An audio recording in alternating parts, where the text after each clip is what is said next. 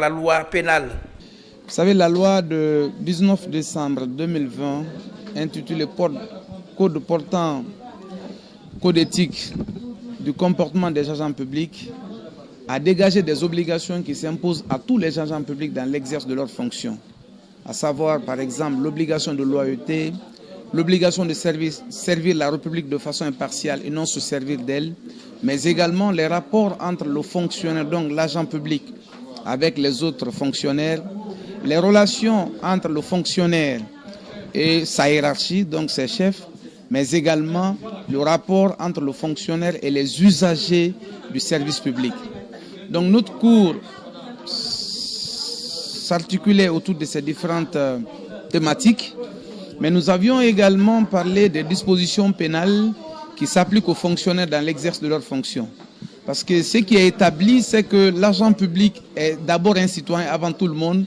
Il peut donc être poursuivi, placé en prison ou en détention, pour parler facilement, et faire l'objet d'une condamnation lorsqu'il transgresse les interdits du législateur, donc lorsqu'il viole les lois de la République. Le résultat attendu de cette formation, c'est pour amener les agents à améliorer constamment leur approche administrative, leur travail administratif, leurs relations avec les subordonnés, mais aussi à respecter les lois de la République qui régissent le comportement de tous les agents publics. Plusieurs thématiques débattues et bien appréhendées par les soldats de l'économie. Eux-mêmes se disent satisfaits des formations reçues. Vu le développement de ce thème, ça nous a permis de faire respecter les lois et les règlements de la fonction publique. On a compris maintenant encore davantage qu'est-ce qu'il faut faire, qu'est-ce qu'il ne faut pas faire au sein des différents services. La formation sur l'éthique et la déontologie du fonctionnaire de l'administration publique et privée est organisée dans toutes les régions administratives du pays au profit des soldats de l'économie guinéenne.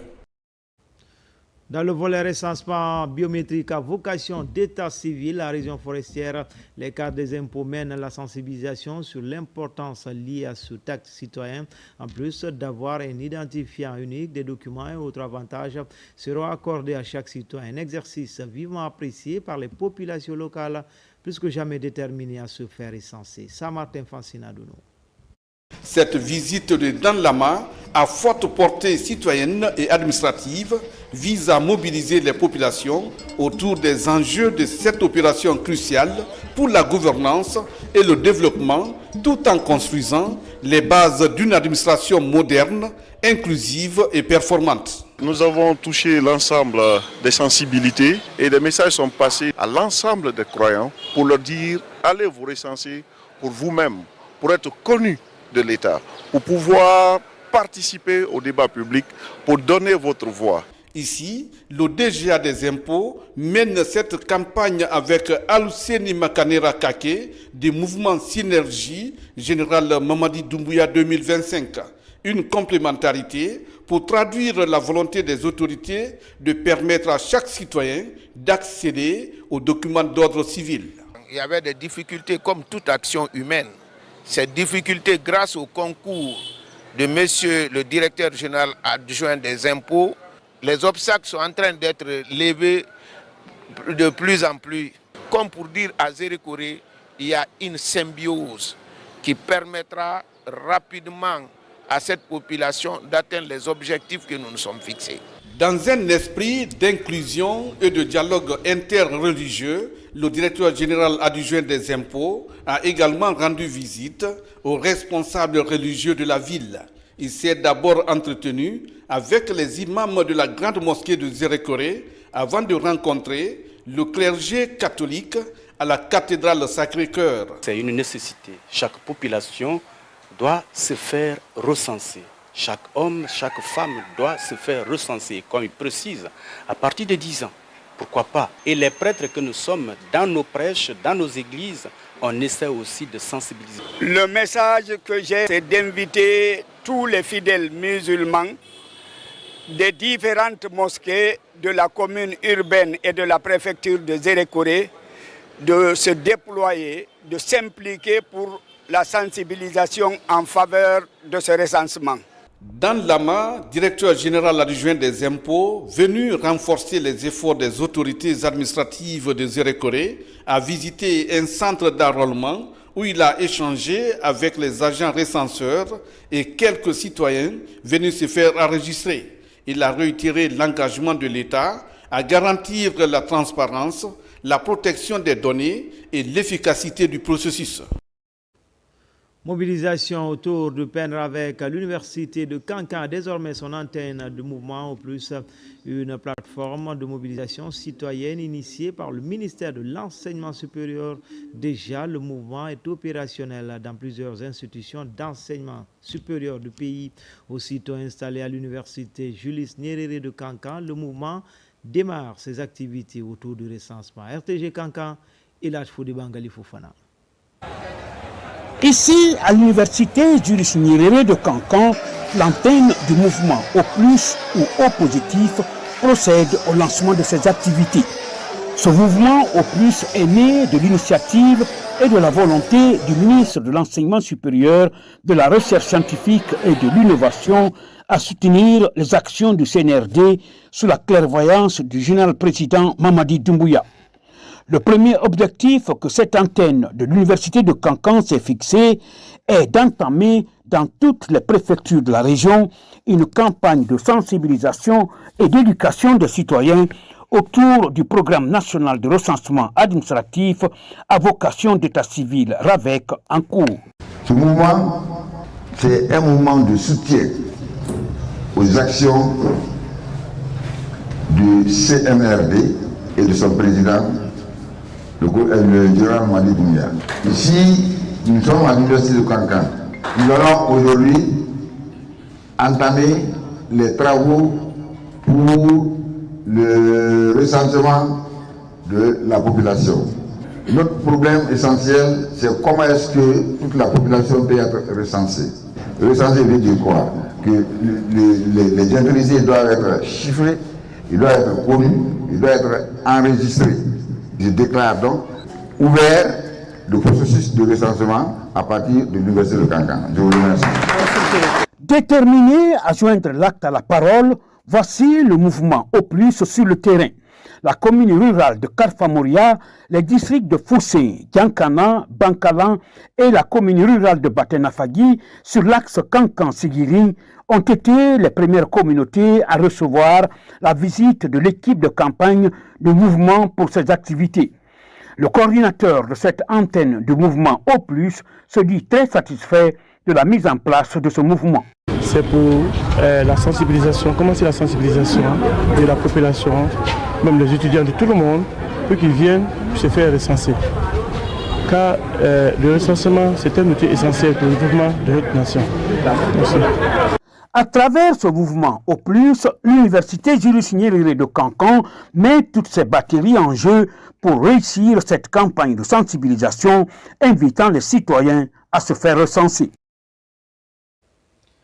Littérature, bientôt dans les rayons de nos bibliothèques, la découverte de l'Amérique, 3e édition et regard transtemporel, 2 ouvrages écrits par Elhadji Ibrahim Khalil Keita. L'université Gamal Abdel Nasser de Conakry a servi de cadre à la présentation des œuvres, une cérémonie riche en enseignements avec la présence de plusieurs acteurs du livre en Guinée. Diarra Diallo.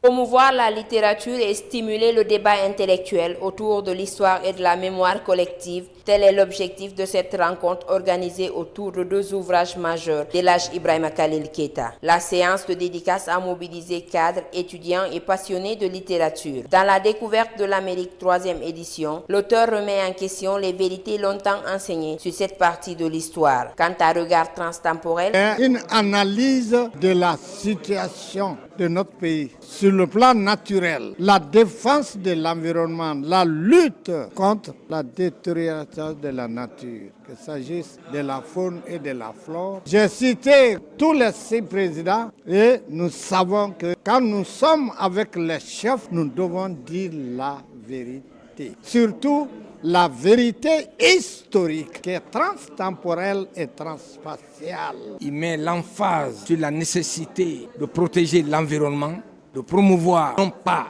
la croissance, mais le développement. Le développement en tant que croissance multidimensionnelle et multidirectionnelle. Au-delà d'une simple présentation de livres, cette rencontre s'est révélée être un véritable carrefour de réflexion, un espace de dialogue entre passé, présent et avenir. Les acteurs du monde littéraire ont saisi cette occasion pour sensibiliser sur l'importance de l'écriture et inviter à une participation plus active à la production intellectuelle. Je souhaite que les générations qui sont avant moi, dont certains représentants sont encore vivants, ceux qui viennent immédiatement après moi et ceux qui sont les premières générations de nos enfants post-indépendance, que nous disions ce qui s'est passé et que nous savons.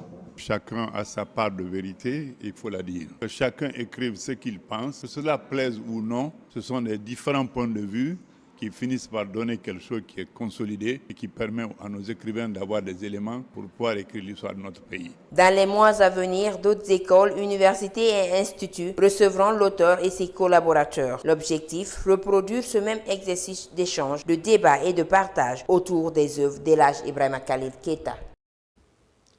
Vers la relance des ballets africains de Guinée, cette compagnie de danse et de percussion créée en 1948 par le poète et chorégraphe guinéen Keita Fodeba renaît de ses cendres après la traversée du désert, après la signature d'un partenariat entre le ministère de la Culture et une structure pour relancer ce groupe mythique à l'international. L'heure est au recrutement de nouveaux agents pour la relance, pour la renaissance des ballets africains. Images et commentaires.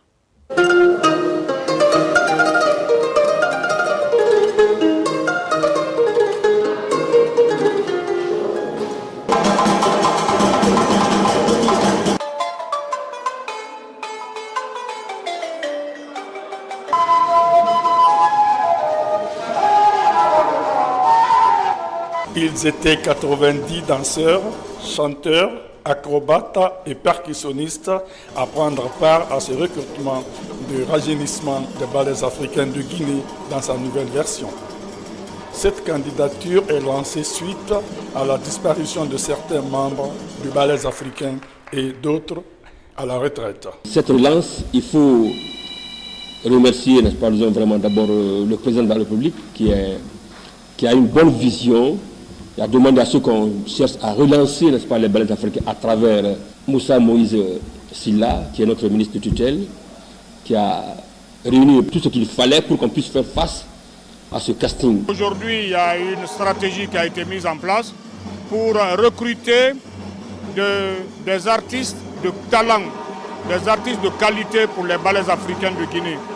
Les ballets africains, c'est un ensemble emblématique de notre pays, c'est un patrimoine. Parmi les candidats, 60 seront retenus et ils viendront resserrer les rangs pour combler le vide. C'est important que dans le nouveau contexte de la refondation de notre pays, que ces ballets soient réformés, restructurés, afin que notre pays, à travers ses expressions culturelles, puisse être relancé sur les firmaments du monde entier à travers la culture. Ces travaux ont pu avoir le jour après plusieurs semaines de répétition de danse sous l'œil vigilant des anciens du monde de la culture, avec la complicité aussi des autorités de la culture guinéenne.